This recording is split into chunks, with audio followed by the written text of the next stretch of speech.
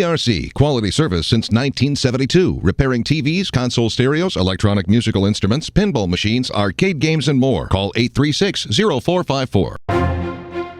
You've clicked on the Weather Extreme video. I'm ABC 3340 meteorologist Brian Peters with you from Mount Cheehaw with this Sunday edition of the Weather Extreme video. And let's start off with one of my favorite shots. This is my friend Apple. We've named her, and she comes to enjoy the corn here at our site. But that's not all that we've got going on. How about this shot from Mount Cheehaw? A few clouds this morning, not quite as bright, and a little bit of thunder overnight.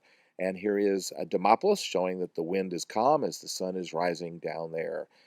On the surface map this morning, we've had a couple of little boundaries move through that caused some isolated showers yesterday, but those pretty much are getting out of the area, and I think we'll be primarily dry, although once again you just can't rule out the possibility of an isolated shower.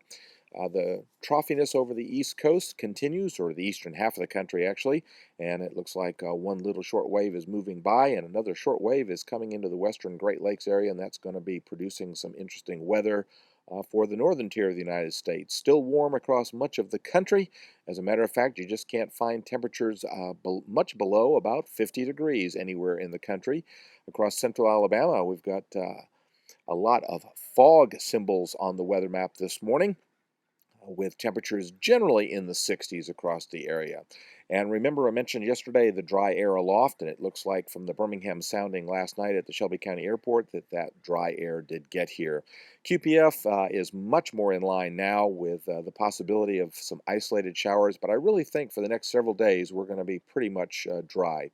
Tropics remain quiet, although there is a large cloud mass there in the south central Atlantic, but nothing being mentioned by the Hurricane Center. Storm Prediction Center outlooking an area, a large area, all the way from New England across the Ohio River Valley into the Central Plains and then up into Montana.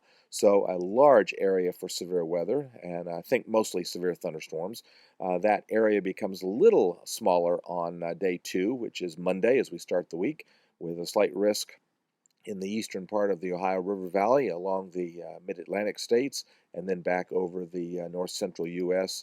And by day 3, which is Tuesday, that should be primarily in the north-central U.S. Radar this morning for the regional radar, not showing much at all across the eastern part of the country. And if you look at the national radar, certainly not much going on.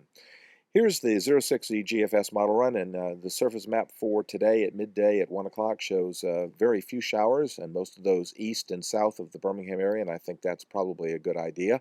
By Monday, the trough sharpens just a little bit in response to that short wave coming into the western Great Lakes.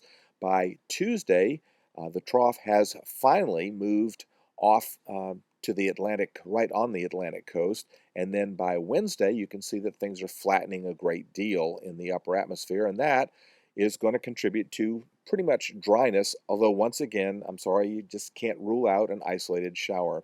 Now, on Thursday you begin to notice that there's a little short waves moving through the flow. We can see one off the South Carolina coast. There's another one over there in eastern Oklahoma, but and that pattern continues into Friday. There's a little sharper trough. Now remember, yesterday there was a pretty open trough by Friday, and certainly a little weakness there on the Texas coast.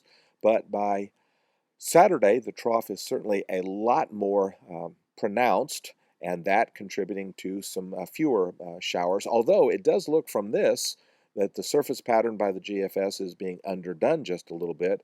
Then everything seems to come to a grinding halt on Sunday with a bit of an open trough, kind of an area of, well, I mean, what do you call it? It's just a little area of lowered pressure in the upper atmosphere, and the GFS picking up on that with some enhanced chances for showers. And we stay in an open, kind of an open, disturbed area for Monday, the start of next a week from tomorrow, and that keeps things rather stormy as well. Now, interestingly, in the long range, certainly no signs of any heat, although we're building a pretty, heat for the southeastern U.S. We're building a pretty good heat bubble over the southwest United States, but we're staying under an open trough, and that even, that troughiness on the eastern half of the country even remains with us through the 7th of July. Well, I certainly appreciate you tuning into the Weather Extreme video. James will be back with the next version on Monday morning, bright and early, around 7 a.m. In the meantime, have a great Sunday, and God bless.